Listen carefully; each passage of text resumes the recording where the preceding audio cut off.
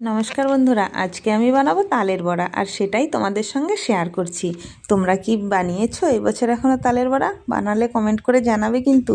আর আমি কিন্তু এটা ফার্স্টবার বানাচ্ছি। দেখেছো, তালটা ভালো করে ধুয়ে ছিলে ভিতরের জুসটা বের করে নিয়েছি। দেখো কি সুন্দর লাগছে।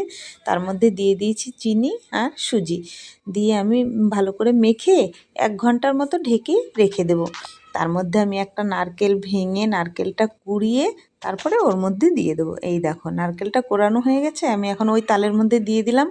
আর সুজিটা কিন্তু সুন্দর ফুলে উঠেছে, দেখো শক্ত হয়ে গেছে। তারপরে এই যে মাখা হয়ে গেল, এখন আমি তেলে দিয়ে দেবো।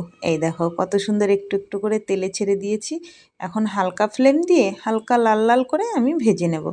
তোমাদের সঙ্গে কথা বলতে বলতে আমার এই দেখো তালের বড়াটা ভাজাও হয়ে গেল।